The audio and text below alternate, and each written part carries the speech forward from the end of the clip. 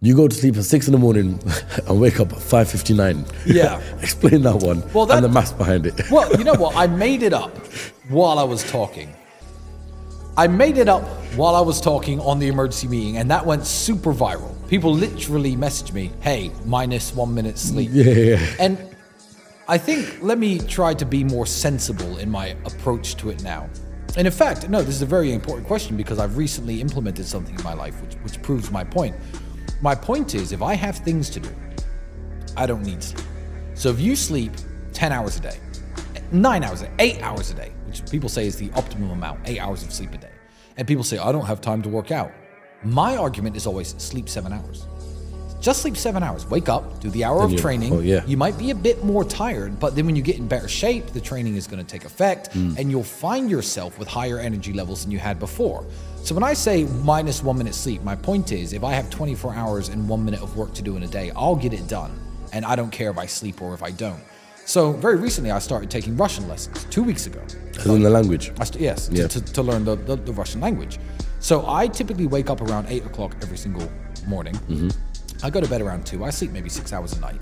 What I did was for these 3 days, Monday, Wednesday, and Friday, I scheduled my Russian lessons at 6:30 in the morning. Why? Not because I have that time, not because I like waking up at 6:15. Nobody likes waking up at 6:15. But because by the time I get up and my brain is engaged in this activity for an hour and a half of my lesson, I don't want to go back to bed. I'm already awake. So I'm learning Russian essentially for free. It's like free time that I've created just by telling my teacher to show up at 6:30. And I wake up at 6:15 miserable. Oh, I wish I could go back to sleep. But I get up because I have to, and it's done. The appointment's made, it's settled. And now, so I get 4.5 hours of Russian lessons per week. And how much extra time does it take me? Zero time. I've created it out of nothing by scheduling my appointments at unreasonable times, so I force myself to sleep less. So the whole minus 1 minute sleep thing was a joke I made, I guess, flippantly, but I apply that principle to my real life, and I'm doing it even now.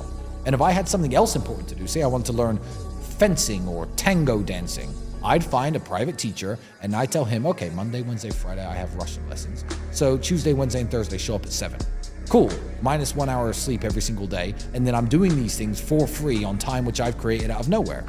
And I find it a very efficient way of getting things done. So anyone you know who says they don't have time for anything, ask them how much they sleep. You need 4 or 5 hours. You do anything additional, especially when you're young, is a luxury. It really is. So cut back on your sleep and up your training or up your work or up your reading or up whatever it is you're trying to do. The time can be created by getting rid of sleep. So that comes down to discipline, right? Oh, 100%. What other key traits would you say make someone or another man who's watching this right now, make them successful like how you are right now? I think it's just how much you want it.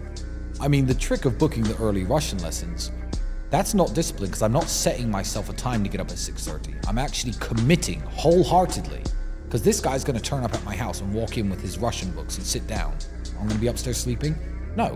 Who is this guy? Don't want him walking around my house. I've got to be downstairs and I've got to be learning the lessons. So that's, I guess, a bit of a life hack because I'm scheduling it.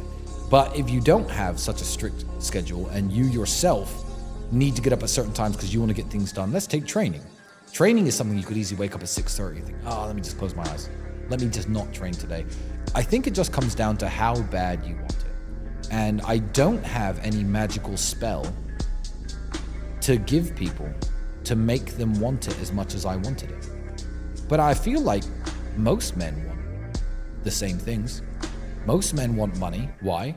Not all men want fast cars. Not all men want $55,000 lighters or expensive tailored suits. But, you know, money gives you the ability to take care of your family, to take care of your friends, can buy you the best health care. When I say money doesn't buy health, sure. Rich people and poor people can both get incurable brain cancer and it can kill you. However, if you get a normal form of cancer or you need a surgery like I needed on my shoulder, and I can go to the same surgeon who did Conor McGregor's leg and Roger Federer's elbow to get the best quality healthcare, money does buy health and rich people do live longer. So you need to just want it. And if you can't force yourself to do it, then I can't force you. It's very, very hard to make changes even to yourself. If you think, like I've thought many times in my life, I need to change this aspect of my life. I need to party less. I need to sleep less. I need to work more. I need to train more. I need to make more money. I need to spend more time with my daughter. Whatever it was in life, adjusting your lifestyle to make changes in yourself is difficult. Not everybody can do it. So if you understand how difficult it is to make changes to yourself, you have to understand it is impossible to make changes to somebody else. If somebody else really isn't going to do it and really doesn't want it, they can listen to my emergency meetings for the rest of their life, 24 hours and 1 minute a day, and it won't change what they actually do. Yeah, it's like when you tell a smoker to quit smoking, but they're not going to do it until they want to help themselves. Exactly. It's just bad habits or something like that. They can only change according to when they want to do it. Exactly. When it works for them. So I just give the positive message out there that anything is possible if you do the work. And if you don't want to, I don't give a shit. I don't know you, people at home. I don't. If you stay broke, it affects me zero. But please don't, for the sake of yourself. It doesn't help me. But just don't do it. It sucks.